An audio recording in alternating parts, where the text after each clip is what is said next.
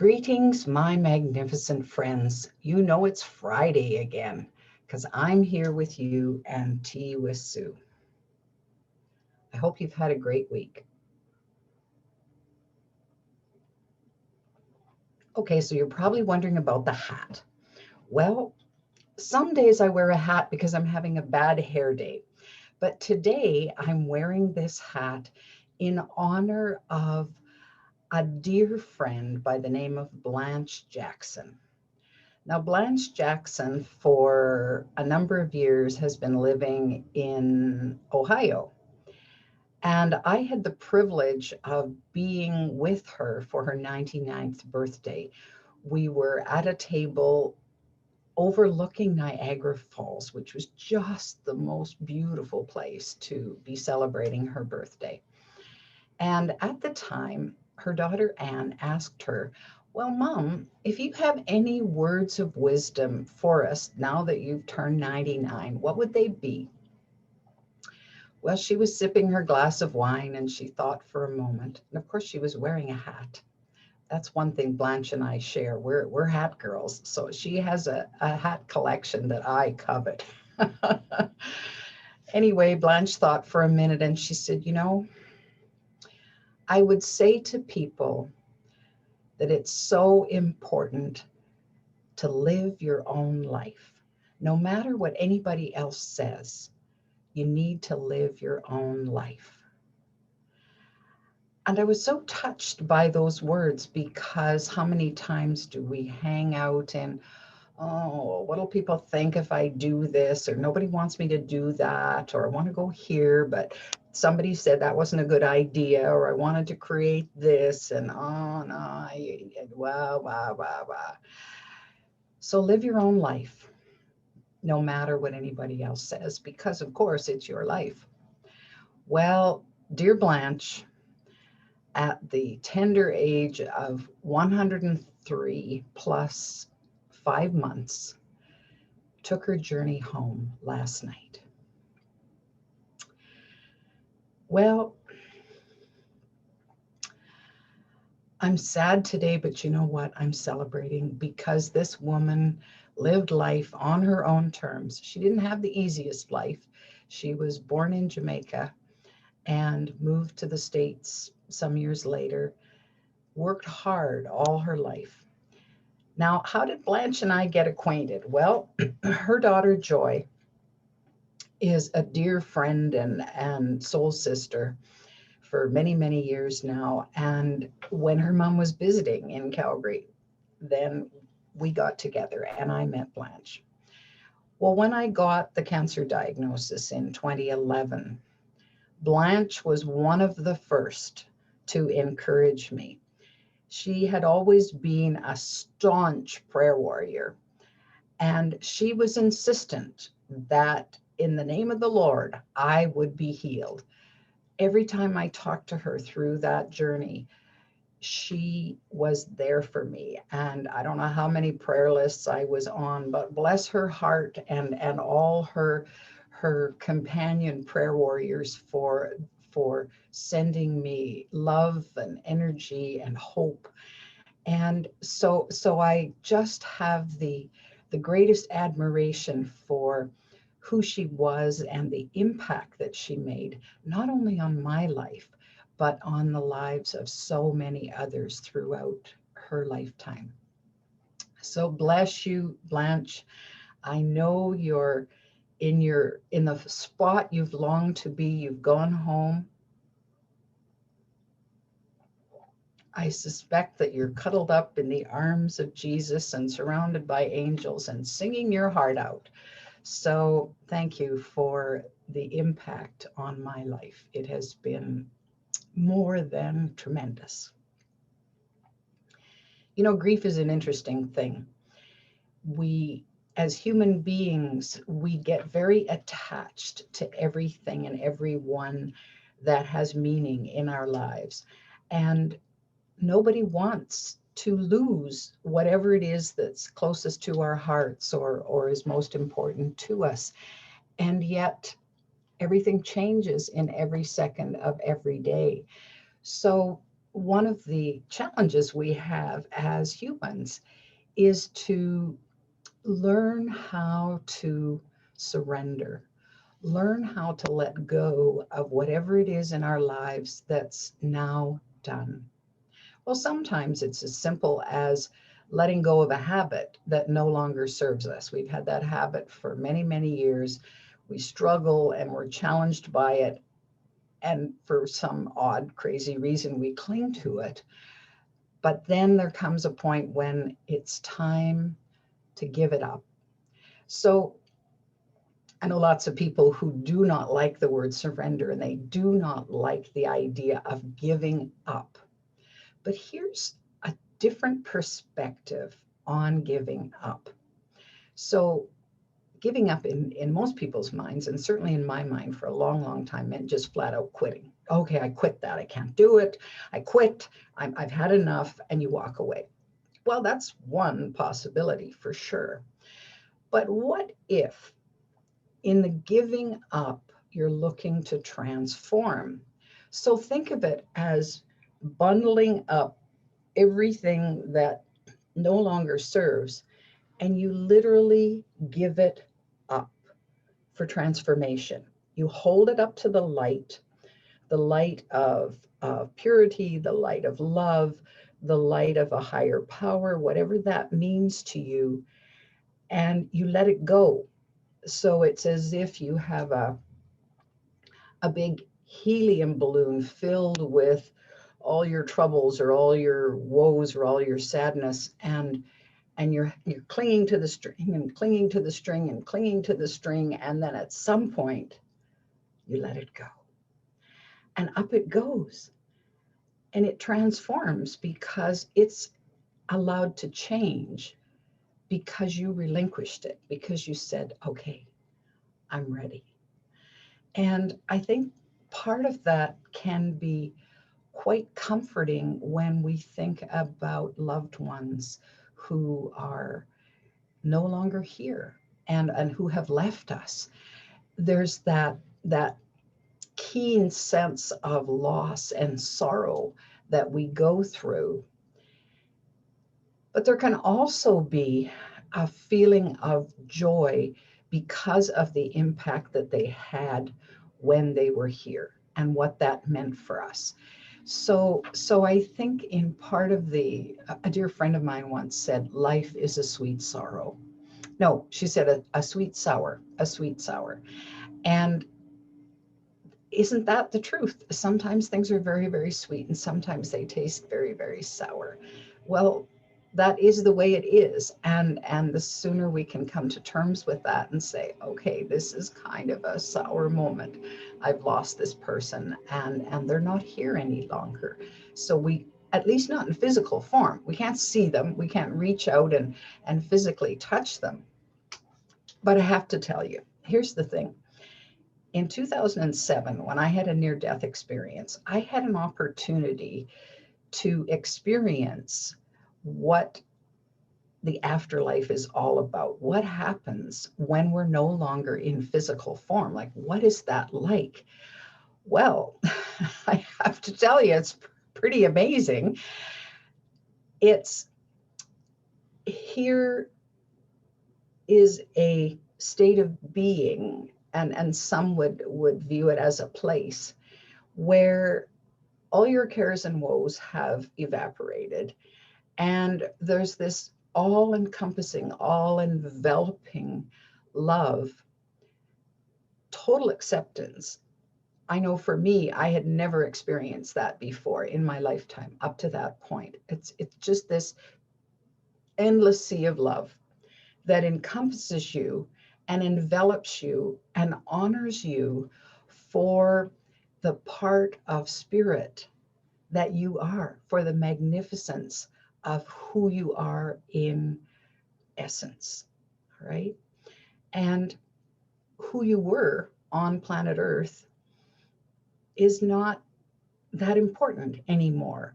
Um, Whatever you did or didn't do, whatever you had or didn't have, whoever you loved or didn't love, all of that just kind of gets absorbed as a grand experience, a grand experiment. And then it helped with the growth of the universe, the growth of understanding, the growth of love, and so on.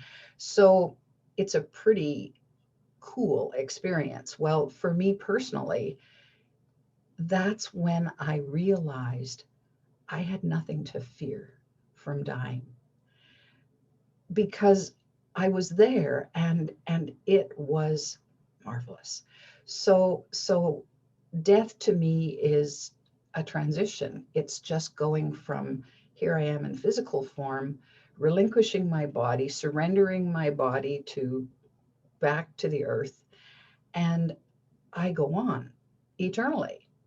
And this was very comforting for me. Well, of course, if that's what if I truly believe that, which I do, because the experience went deep, went heart level, and sunk in just as enmeshed as it could be. Well, if that's it for me, that's it for you too. So when I think of people who are moving towards that transition phase, transitioning out of the physical and back to spirit, I'm not unhappy about that for them, because they win, right?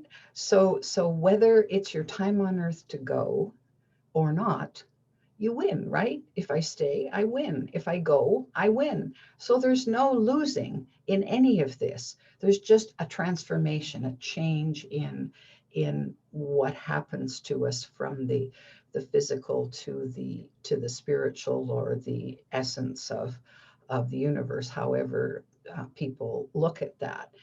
And so here I am in a position where I have aging parents, and their time is going to come. And I have other people who have gone really early. I lost a brother when he was only 23, and it hit hard until I began to understand that the veil between those who are no longer in physical form and those of us still here in physical form on planet Earth, the veil is really, really thin.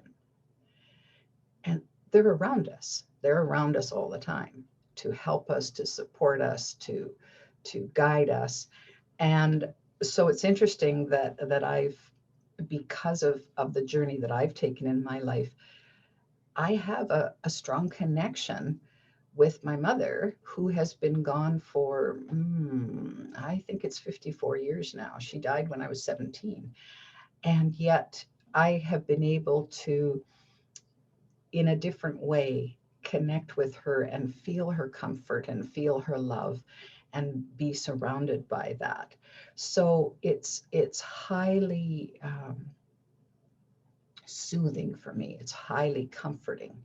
So if you're in that place where grief has struck, grief is there because of some kind of loss, and it doesn't matter whether it's a loss of a pet, a loss of a job, a loss of a loved one, a loss of a relationship. It's natural and normal to mourn for that loss, because it meant something to us, right? I mean, if we didn't care, we wouldn't even think about it twice. But because we care, because our hearts are involved and engaged in and invested in something or somebody, then the loss of that causes us to feel some pain. There's no question about that.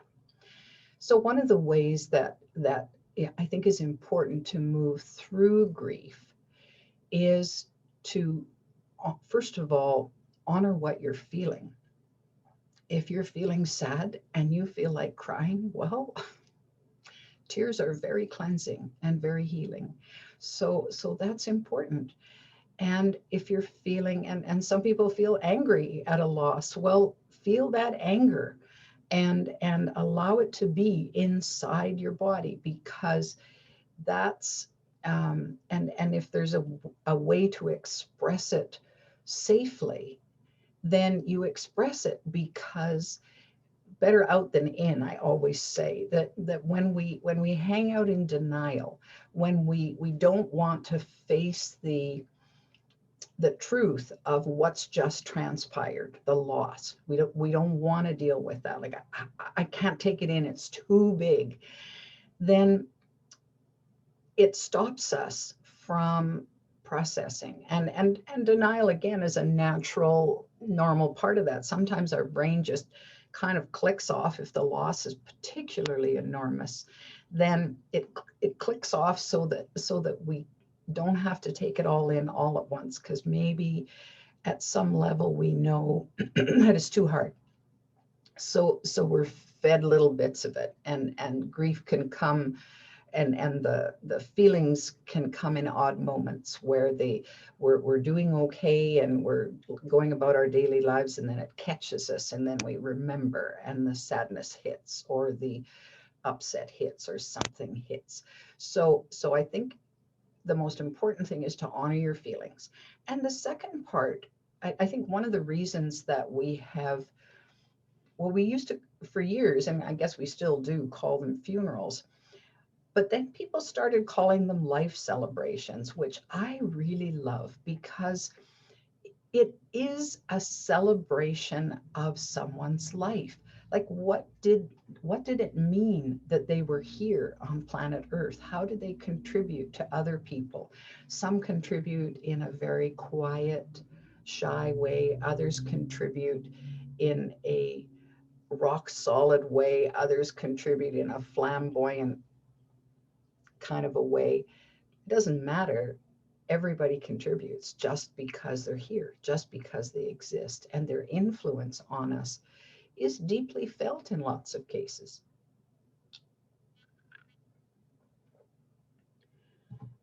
So when we think about this person, what is it about them that we most cherish? What is it about their character, their actions, their way of being that we most admire, we most respect? What gifts did they give us throughout our lives? So in Blanche's case, she gave me the gift of hope and determination to not give up, to just keep fighting, and to work my way through the trauma that I was going through. And it helped. It helped a lot. The same thing holds true when, so for example, if you lose a job, and that's what's happening with a lot of people right now. Well, while you're grieving the loss, it's also important to celebrate what being in that position meant to you. How did it help you grow?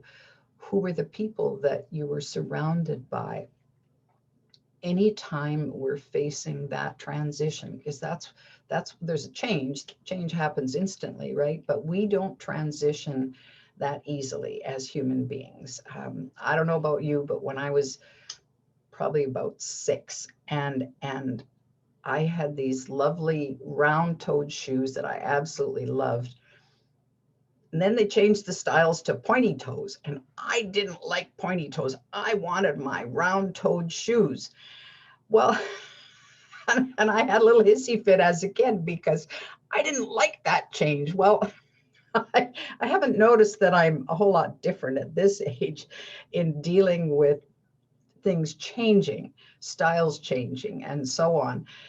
Well, but it is inevitable that every second of every day, the cells in our bodies, some die and some grow, and so the weather changes in every second, and one second it's sunny and the next it's gloomy, and one minute it's snowing. Here it is in Alberta anyway, it's snowing, and the next minute it's raining, and so we have this change going on all around us. So why we resist it is kind of a mystery to me, because I still fall into that pit of resistance when it comes to change.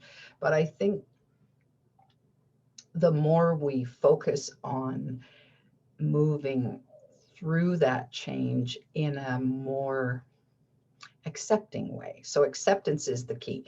We don't always have to like what's going on, and sometimes we downright dislike what's going on. Like to the point where why did this happen? And it feels tough and rough and miserable. Well, we don't have to like it, but the reality is right in front of us. What has happened, what is happening has happened. And so to hang out too long in denial doesn't help.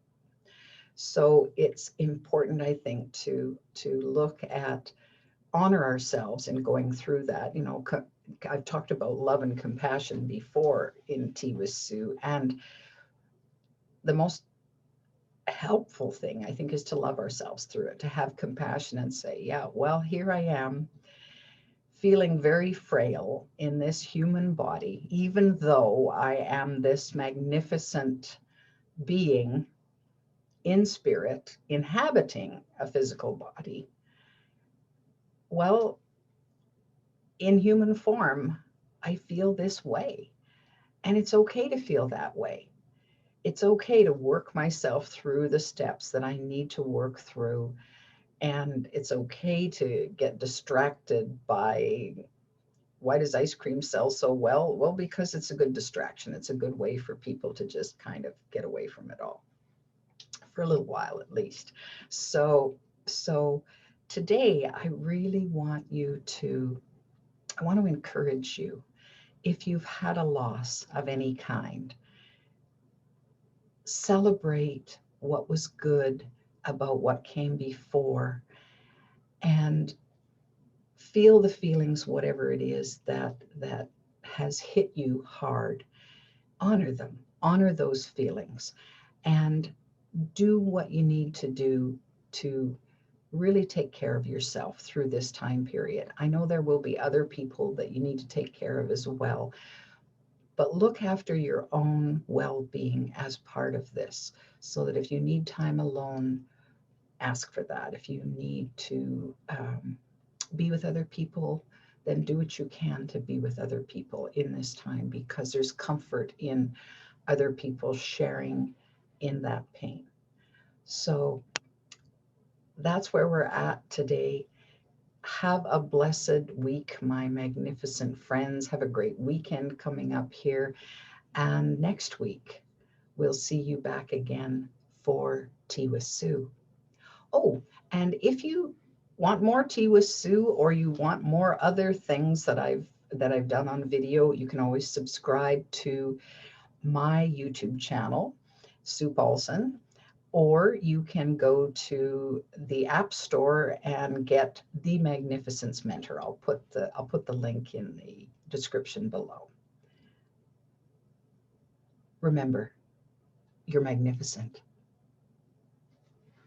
Until next week.